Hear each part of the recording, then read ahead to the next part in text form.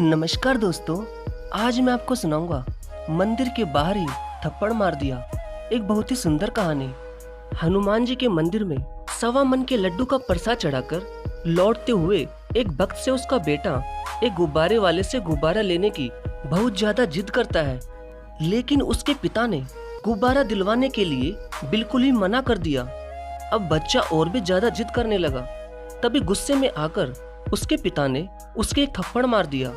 तो बच्चे ने खूब रोते हुए अपने पिता से कहा कि पिताजी, हनुमान जी के तो आप इतना सारा लड्डू चढ़ाकर आए हो, लेकिन मुझे एक गुब्बारा भी नहीं दिलवा सकते।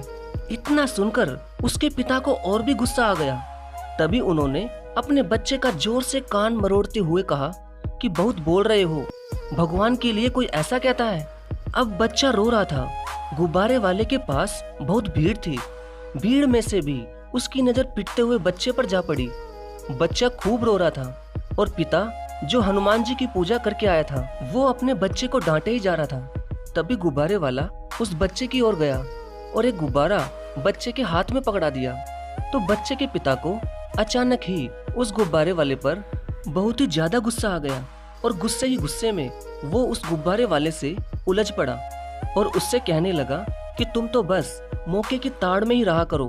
कोई बच्चा तुम्हें जिद करता हुआ दिखाई दे जाए, बस तुम जैसे उसके झट से पीछे लग जाते हो। नहीं लेना गुब्बारा।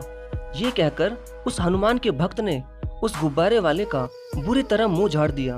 लेकिन गुब्बारे वाला गुस्सा होने की बजाय मुस्कुराने लगा और उस रोते हुए बच्चे को एक गुब्बारा पकड़ाते हुए बोला कि मैं यहाँ गुब्बारे बेचने नहीं आता, बल्कि बांटने आता हूँ।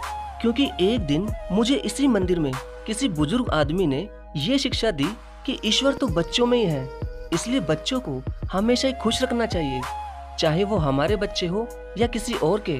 तो मैंने सोचा कि इस हनुमान जी के मंदिर में प्रसाद तो सभी बांटते हैं, क्यों ना मैं यहाँ आने वाले बच्चों के लिए कुछ अलग करूँ, जिससे सभी बच्चे बहुत खुश हो जाएं। इसलिए हर मंगलवार को मैं 40 से 50 गुब्बारे लाता हूँ और उनमें खुद ही हवा भरता हूँ।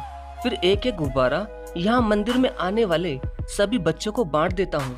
मेरा तो यही प्रसाद है हनुमान जी के लिए, और मुझे पूरा विश्वास है हनुमान जी मेरा ये प्रसाद जरूर स्वीकार करते होंगे, क्योंकि ये सब करने के बाद मैं कभी कोई परेशानी में नहीं आया और तब से मैं और मेरा परिवार हमेशा ही खुश भी रहते हैं।